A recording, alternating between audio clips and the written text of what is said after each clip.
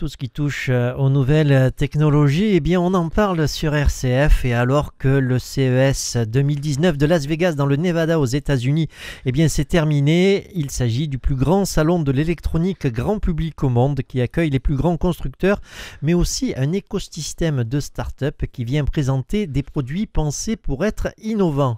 Olivier Pavier, conseiller et formateur en technologie numérique et marketing digital, eh bien il est en studio et s'est penché sur les grandes annonces et les tendances pour cette édition pour le prisme des réseaux sociaux, des médias et des experts. Olivier Pavie, bonjour. Bonjour André. Alors quelle belle édition cette année. Oui, alors le CES donne le là chaque année, au début de janvier, en matière de grandes tendances technologiques. Cette année, écran plat enroulable, interface vocale de partout, voiture autonome et intelligence artificielle ont rempli de nombreuses allées du salon. Alors il faut néanmoins relativiser l'impact de tout ce qui est présenté. On est plus aujourd'hui dans le Lego technologique qui se base sur de l'existant et le fait évoluer. Et pouvez-vous nous détailler ce que vous entendez par là, Olivier ?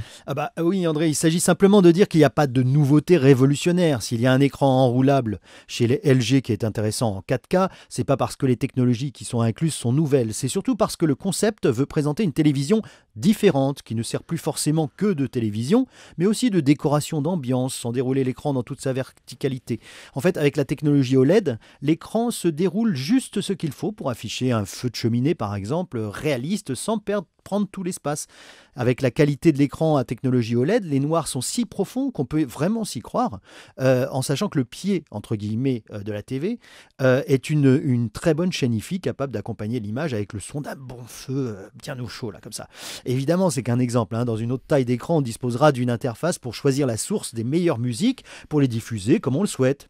Bref, une bonne idée dont le prix n'a pas été dévoilé. C'est le concept de TV, je dirais, de l'année. Voilà. Sinon, la 8K aussi, c'est invité un peu partout, mais sans qu'il y ait de médias disponibles. La technologie micro-LED, encore meilleure que le LED, commence à montrer le bout de son nez. Voilà. Tout à l'heure, Olivier, vous nous aviez parlé d'interface vocale. Vous pouvez nous en dire plus ? Oui, André, les interfaces vocales supplantent plein d'interfaces dont on nous rabat les oreilles depuis des années. L'idée cette année est de commander sa TV à la voix pour regarder un film, passer sur Netflix, jouer aux jeux vidéo. Voilà. Donc Amazon, Google ont lancé les assistants vocaux de manière très agressive en 2018. En 2019, de nombreux gadgets et produits grand public en seront pourvus aussi. Alors, et c'est vrai que ça ne marche pas trop mal, dans l'absolu, ces interfaces peuvent gérer la diffusion de la musique, la puissance de chaque lumière, etc.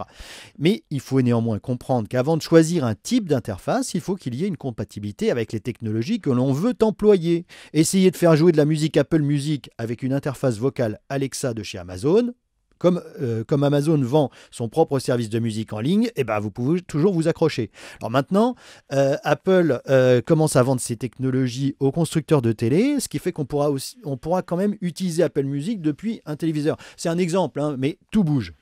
Olivier, moi il y a une question qui me vient à l'idée. Ces interfaces vocales rencontrent véritablement un certain succès, mais je pense qu'il y a des risques d'être sur écoute et qu'il y ait une intrusion dans notre vie privée, non ? Alors, oui, les constructeurs ont pensé à ça. Il y a la possibilité d'activer une écoute censée améliorer la reconnaissance vocale et les services. Maintenant, vous avez un smartphone dans la poche, rien ne vous dit que vous n'êtes pas écouté en permanence. Donc, pour les plus paranoïaques, certaines entreprises comme Snips ont développé des assistants vocaux qui ne sont pas connectés au réseau, avec pour fer de lance le respect de la vie privée des utilisateurs, ce qui est un intérêt de base, le respect du RGPD, Règlement général de protection des données. On y revient. Et Olivier, qu'en est-il de la voiture autonome ? Alors, la voiture autonome, c'est un grand sujet aussi depuis plus de 2 ans. Ce qui est flagrant, en fait, c'est que si les constructeurs ne sont pas souvent là, c'est que c'est un marché avant tout d'équipementiers, c'est-à-dire de compagnies qui vendent des équipements aux constructeurs automobiles en première monte, c'est-à-dire pour être montés en usine lors de la production des véhicules, ou alors après, en équipement que l'on peut ajouter soi-même, comme on l'a vu avec les autoradios, les GPS, etc.